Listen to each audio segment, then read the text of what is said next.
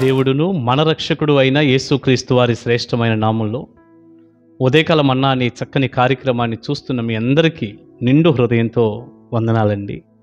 దేవుని కృప మీకు తోడై ఉండును గాక. ఎలా ఉన్నారు? దేవుని కృపలో మీరు మీ కుటుంబాలు క్షేమమే కదా?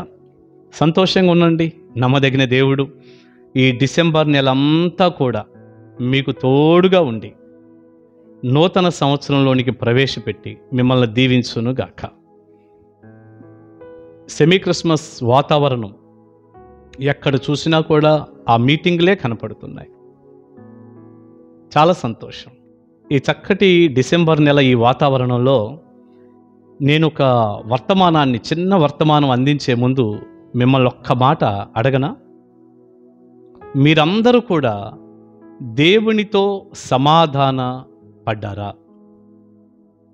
ఆలోచించండి. మీరు దేవునితో సమాధానపరచబడ్డారా?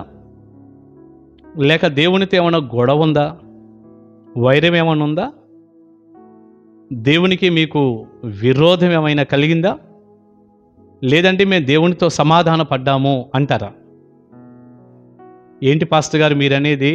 ఏదో మనుషులకి సమాధానం అంటే ఫలానా వ్యక్తితో సమాధాన పడండి అని అంటే బాగుంటుంది.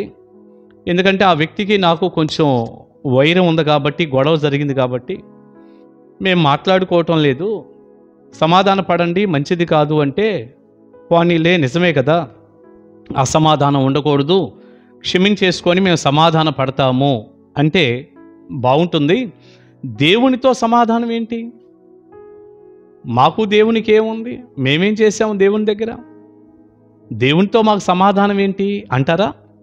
ప్రియబిడ్డ, ఒక మాట చెప్పనా? ఒక వ్యక్తి చెడులో పాపంలో ఉంటే, ఒక మాటలో చెప్పాలంటే దేవుడు ఏదైతే మనుషులు చేయాలని కోరుకుంటున్నాడో, ఎలా ఉండాలనుకుంటున్నాడో దానికి వ్యతిరేకంగా నువ్వు ఉండి పాపంలో జీవిస్తూ ఉంటే దేవునితో నీకు వైరము ఉన్నట్టే లెక్క. గుర్తుపెట్టుకోండి, వైరం ఉన్నట్టే లెక్క. సమాధానం లేదు. పాపం చేసే ప్రతి వ్యక్తితో దేవునికి వైరమే ఉంది, సమాధానం లేదు. దేవునికి మనిషి దూరం అయిపోయాడు. అందుకే ఆదాము దగ్గర నుంచి నేటి మానవుని వరకు, ఆ నాటి మానవుడి నుంచి నేటి మానవుని వరకు ప్రతి మనిషి కూడా పాపం చేయటాన్ని బట్టి, ఆదాము సంతానంగా మనందరం పాపం చేయటాన్ని బట్టి, పాపం చేసిన ప్రతి వ్యక్తి దేవునికి శత్రువుగా ఉంటున్నాడు, దేవునికి విరోధిగా ఉంటున్నాడు, సమాధానం లేనటువంటి వ్యక్తిగా మనిషి ఉంటున్నాడు. రేపటి దినాన్ని ఈ లోకాన్ని వదిలిపెట్టిన తర్వాత కూడా మనిషి దేవుని రాజ్యానికి వెళ్లకుండా నరకానికి వెళ్ళి బాధపడాల్సి వస్తుంది, అల్లాడిపోవాల్సి వస్తుంది. దేవునితో సమాధానం మనిషికి చాలా చాలా చాలా అవసరం. ఓ మాట చెప్పనా దైవజనుడిగా? ప్రభు అయిన యేసుక్రీస్తు వారు 2000 సంవత్సరాలకు పూర్వం శరీరధారిగా దిగి వచ్చాడు. పరలోకాన్ని మహిమను విడిచిపెట్టాడు, భూలోకానికి దిగి వచ్చాడు శరీరధారిగా. ఈ క్రిస్మస్ వాతావరణంలో ఈ మాటలు బాగా వినపడుతుంటాయి. ఎందుకు వచ్చాడంటారు ఆయన? అది కదా కావాల్సింది. ఎందుకు వచ్చాడో తెలుసా? నిన్ను నన్ను తండ్రి అయిన దేవునితో సమాధానపరచటానికి ఆయన వచ్చాడు. ఎలా? కలువరి సిలువలో ప్రభు అయిన యేసుక్రీస్తు వారు రక్తం కార్చి ప్రాణం పెట్టాడు.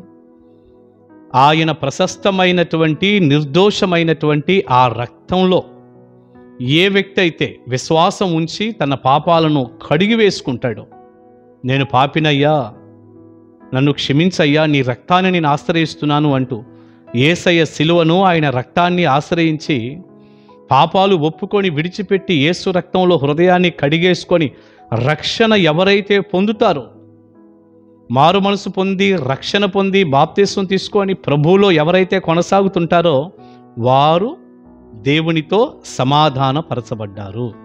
అప్పటిదాకా నువ్వు దేవునికి విరోధివే, దేవునితో వైరం ఉన్నవాడివే. ఒకవేళ నేనేదో బాప్తిస్మం తీసుకున్నానండి, అయినా కూడా చెడులో పాపంలో ఉన్నానంటే నువ్వు దేవునికి విరోధివే, దేవునితో నీకు సమాధానం లేదు. ఏదో ఆచారపూర్వకంగా పేరుకు మాత్రం నీళ్ళలో మునిగి లేచావు, అన్నీ చెడు పనులే. పాపంలో ఉన్న ప్రతి వ్యక్తి కూడా పాత ఆదాము స్వభావం కలిగి చెడు చేస్తూ అపవిత్రమైనటువంటి కార్యాలలో పాపంలో ఉన్న ఏ వ్యక్తి కూడా దేవునితో సమాధాన పరచబడిన వ్యక్తి కాదు. అంతే. యేసయ్య సిలువనందు విశ్వాసం ఉంచి ఆయన రక్తంలో కడగబడి నీ పాపాలు ఒప్పుకొని విడిచిపెట్టి రక్షింపబడి ప్రభువుతో కొనసాగుతూ ఉంటే అప్పుడు నువ్వు దేవునితో సమాధాన పరచబడిన వ్యక్తివి. ఈ క్రిస్మస్ వాతావరణంలో ఈ సమాధానం నీకు కలుగునుగాక. ఎక్కడుంది ఆ మాట? బైబిల్లో ఎన్నో స్థలాల్లో రాసి ఉంది. అసలు బైబిల్ అంతా అదేనండి. బైబిల్ అంతా కూడా అదే. నేను ఒక వచనాన్ని చూపిస్తాను. రోమాపత్రిక 5వ అధ్యాయం 10వ వచనం. ఏలయనగా శత్రువులమై ఉండగా, చూసారా మనం ఎవరమంట? శత్రువులమై ఉండగా ఆయన కుమారుని మరణము ద్వారా మనము దేవునితో సమాధాన పరచబడిన ఎడల సమాధాన పరచబడిన వారమై ఆయన జీవించుట చేత మరి నిశ్చయముగా రక్షింపబడుదుము. ప్రభువైన యేసు క్రీస్తు వారు కుమారునిగా ఉన్న యేసయ్య మరణము ద్వారా, ఆ శిలువ మరణము ఆయన రక్తము ద్వారా దేవునితో సమాధాన పరచబడిన ఎడల సమాధాన పరచబడిన వారమై ఆయన జీవించుట చేత మరి నిశ్చయంగా మనం రక్షింపబడుతున్నాం. 11వ వచనం. అంతేకాదు మన ప్రభు అయిన యేసు క్రీస్తు ద్వారా మనము దేవుని యందు అతిశయపడుచున్నాము. ఆయన ద్వారానే మనము ఇప్పుడు సమాధాన స్థితి పొంది ఉన్నాము. ఈ సమాధానం మనకు కావాలి. మనుషులతో సమాధానం ఎంత ముఖ్యమో దేవునితో సమాధానం అంతకంటే ముఖ్యం. రేపు నువ్వు పరలోకానికి వెళ్ళాలన్నా, ప్రభుతో ఉండాలన్నా, యుగయుగాలు పరలోక రాజ్యంలో నివసించాలన్నా, నరకానికి వెళ్లకుండా నిత్య జీవాన్ని పొందాలన్నా ఇదొక్కటే మార్గం.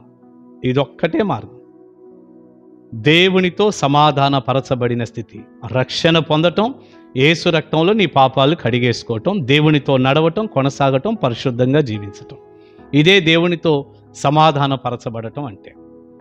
బిడ్డ, ఈ క్రిస్మస్ వాతావరణంలో ఏదో ఆచారపూర్వకంగా మా తాత క్రిస్టియన్ అండి, మా నాన్న క్రిస్టియన్ అండి, నేను కూడా క్రిస్టియన్ కాబట్టి ఏదో దండం పెట్టుకొని వచ్చేస్తానండి, మళ్ళీ లోకంలో అందరిలాగే జీవిస్తానండి, మా నాన్న మా అమ్మ చాలా భక్తిపరులు కాబట్టి ఏం పర్వాలేదండి వాళ్ళతో పాటు నేను వెళ్తానండి, చేసే పాపంలో ఏమి తేడా లేదండి, అన్ని చెడులు పాపాలు చేసుకుంటానే ఉంటానండి, క్రిస్టియన్గా నాకు ఒక పేరుందండి, లేకపోతే మందిరంలో మాకు మెంబర్షిప్ ఉందండి, అయ్యో ఇవేమీ పనికిరావయ్యా. అయ్యా, ఇప్పుడు వరకు నేను చెప్పింది ఏమీ పనికిరావు.